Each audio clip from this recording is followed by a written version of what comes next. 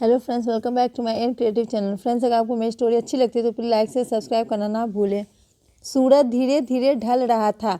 आसमान में लालिमा छा गई थी और एक मंदिर के कोने में बैठा एक लड़का आंखों में आंसू लिए देख रहा था। सामने बड़े बड़े स्पीकरों से गूंज रहा था, शिव भोलानाथ तेरी जय जयकार। वही भजन जो सालों से मंदिरों में बज रहे हैं, वही आवाज़ जिसने लाखों लोगों के दिल को सुकून दिया, पर वह आवाज़ जिसे सब सुनते हैं पर कोई याद नहीं करता।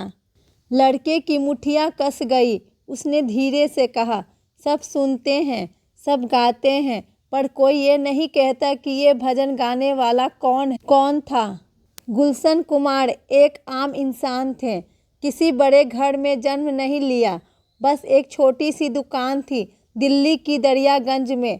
कैसेट बेचते थे, लोगों को गाने सुनाते थे, पर उनके मन में कुछ और था।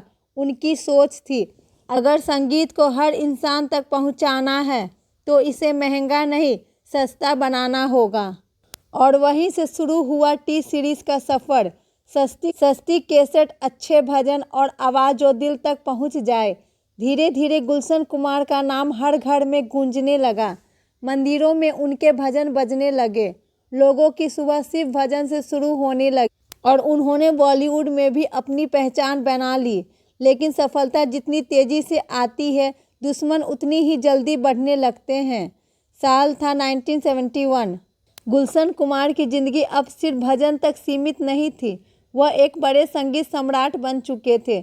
लेकिन मुंबई की अंधेरी गलियों में एक साजिश बुनी जा रही थी।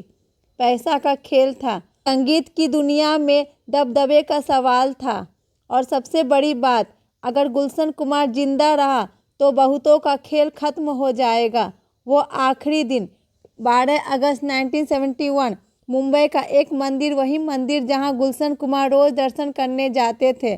कोई नहीं जानता था कि यह उनकी ज़िंदगी का आखिरी दिन होगा। जैसे ही वह मंदिर से निकले, अचानक पीछे से गोलियों की बौछार हुई। 16 गोलियां पूरे शरीर में। गुलशन कुमार जमीन पर गिर पड़े। आसपास के लोग भागने लगे।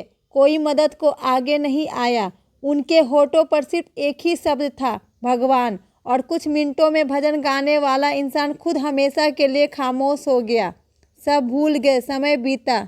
गुलशन कुमार की मौत की खबरें अखबारों से गायब हो गई। उनका केस बस एक पुरानी फाइल बनकर रह गया।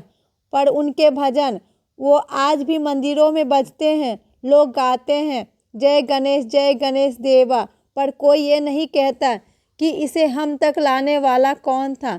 वापस उस लड़के की आंखों में आंसू थे। वह गुलशन कुमार का बेटा था। उसने मंदिर में बैठे लोगों से पूछा, आपको यह भजन पसंद है? सबने कहा, हाँ, ये तो हम रोज़ सुनते हैं। फिर उसने दूसरा सवाल किया, क्या आप जानते हैं इसे किसने बनाया? सब चुप हो गए, किसी को जवाब नहीं आया। लड़के की आंखों में आक्रोश था। जब तक जिंदा थे तब तक दुश्मनों ने मारा, और जब चले गए तो अपनों ने भुला दिया। गुलशन कुमार अब इस दुनिया में नहीं है, पर उनकी आवाज़ हर मंदिर में गूंजती है। हर सुबह उनकी भक्ति में लोग लीन होते हैं, पर उनका नाम शायद अब कोई नहीं लेता। क्या यही इंसान की सच्चाई है? जब तक जिंदा हो तब तक लोग तुम्हें झुका नहीं सकते, और जब मर जाओ तो तुम्हें कोई याद नहीं करता। पर एक बात पक्की है, गुलशन कुमार कभी लौट कर नहीं आएंगे, पर उनकी आवाज़ हमेशा हमारे साथ रहेगी।